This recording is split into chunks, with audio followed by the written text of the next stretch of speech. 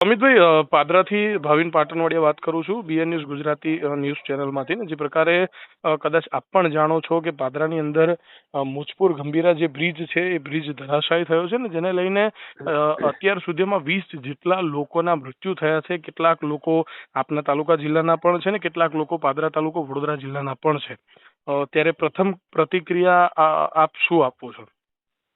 ભાઈ, ખાસ તો કરીને પહેલી પ્રતિક્રિયા એ જ છે કે આ સરકારની ગુનાહિત બેદારીને કારણે આ બ્રિજ ધરાશાયી થયો છે ને 20 કરતા વધારે લોકોના મોત થયા છે.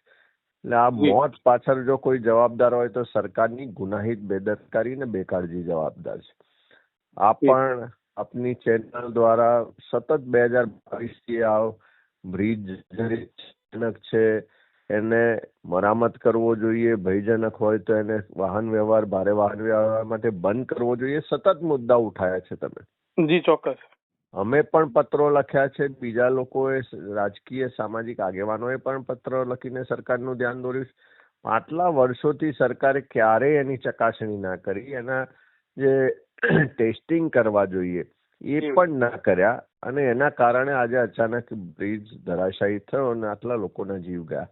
અને આ એકલો ગંભીરા બ્રિજ નહીં પણ આખા ગુજરાતમાં મોરબી બ્રિજની જે દુર્ઘટના થઈ અને ત્યાર પછી નામદાર હાઈકોર્ટે સુઓ મોટો કરી અને કેસ દાખલ કર્યો, ત્યારે રાજ્ય સરકારે એફિડેટ કરીને કોર્ટમાં કીધું છે કે અમે 1441 જેટલા આખા ગુજરાતના નાના મોટા બ્રિજોની ચકાસણી કરી છે અને બધા જ સલામત છે. એટલે સબ સલામત છે એવું કોર્ટમાં કહ્યા પછી એક પણ જગ્યાએ ના તો ચકાસણી કરી, ના કોઈ રિપોર્ટ જાહેર કર્યો, અને એનું કારણ આ બ્રિજ આજે તૂટ્યો છે. જો રિપોર્ટ જાહેર કર્યો હોત, ભયજનક હોય તો એને બંધ કર્યો હોત તો લોકોના જીવ બચાવી શક્યા હોત. જી અમિતભાઈ, આપને અટકાવી રહ્યો છું, પરંતુ જે પ્રકારે પાદરાના જે હાલના ધારાસભ્ય છે ભારતીય જનતા પાર્ટીના કે જેઓ ચૈતન્યસિંહ ઝાલા છે ને, તેઓ દ્વારા કહેવામાં આવ્યું, આપ અમિત ચાવડા દ્વારા પણ ક્યાંક ને ક્યાંક ટેલિફોનિક અથવા તો ટેલિફોનિક તેમજ પત્ર વ્યવહાર દ્વારા પણ સરકારને જાણકારી આપવામાં આવી હતી. મુજપુર જિલ્લા પંચાયતના સદસ્ય હર્ષદસિંહ પરમાર દ્વારા પણ લેખિતમાં કહી શકાય કે સરકારને એક નોટિસ, એક અરજી કરવામાં આવી હતી કે આ બ્રિજ નહીં ચાલે, તૂટી પડશે. સાથે સાથે પાદરાના પૂર્વ ધારાસભ્ય અને જિલ્લા કોંગ્રેસ પ્રમુખ જસપાલસિંહ પડિયાર દ્વારા પણ કહેવામાં આવ્યું હતું.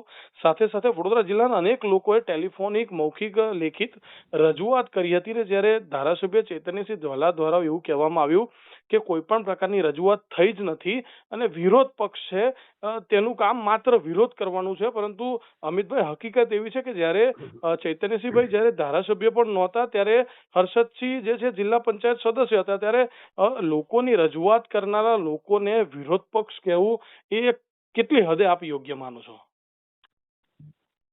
આવા દુઃખદ બનાવો ને દુર્ઘટના વખત ક્યારેય કોઈ રાજકારણ હોય જ ના શકે.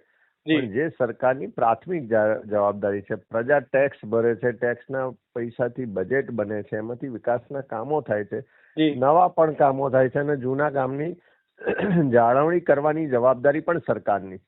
કોઈ બ્રિજ સલામત છે કે ભયજનક છે તમે કે હું કેવી રીતે જાણી શકીએ? કોઈ પણ વ્યક્તિ કેવી રીતે જાણી શકે?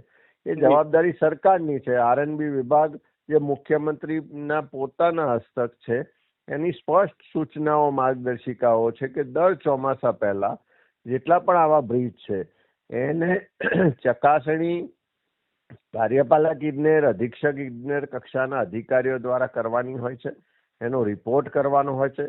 અમે સરકારને પૂછવા માંગીએ છીએ કે તમે આ ગંભીરા મુજપુર બ્રિજ છે એની ક્યારે ચકાસણી કરી છે, એનો રિપોર્ટ શું હતો એ પબ્લિક ડોમેનમાં જાહેર કરે. આખા ગુજરાતના જેટલા બ્રિજ છે એનો રિપોર્ટ જાહેર કરે. આજે અનેક જગ્યાએ તમે જોયું હશે તો બ્રિજો બંધ કર્યા, તો કોઈની રાહ જોવો છો કે લોકોના મોત થાય અને ત્યાર પછી તમે જાગશો, ત્યાર પછી તમે એક્શન લેશો, ત્યાર પછી કોઈ કાર્યવાહી કરશો?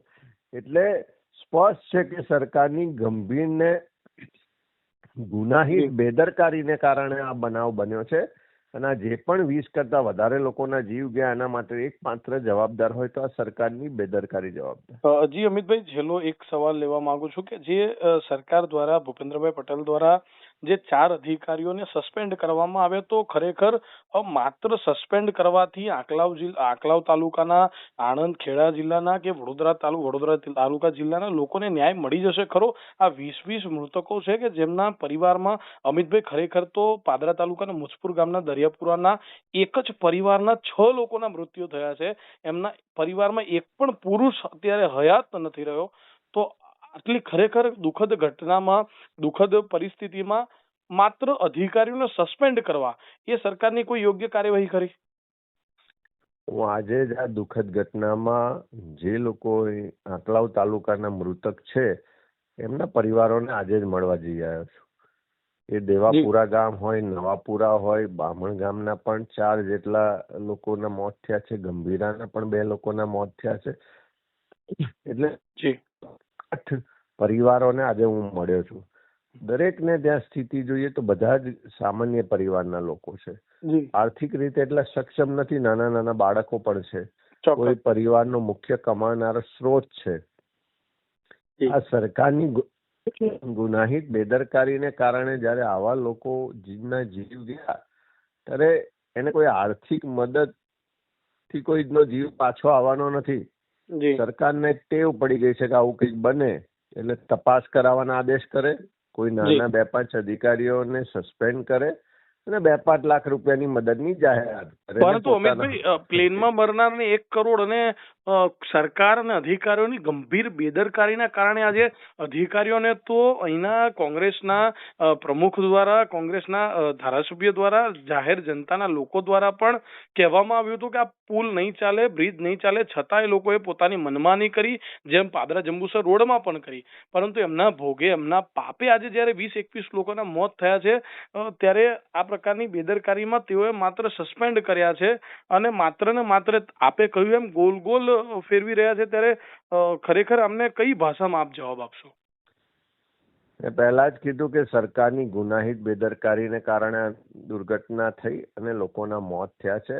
એટલે જે મંત્રીઓ કે મુખ્યમંત્રી કોઈ બ્રિજ બને તો એના ઉદ્ઘાટનના ફોટા પડાવવા જાય છે, એના ભાષણો કરે છે, એની વાહવાહી મેળવે છે.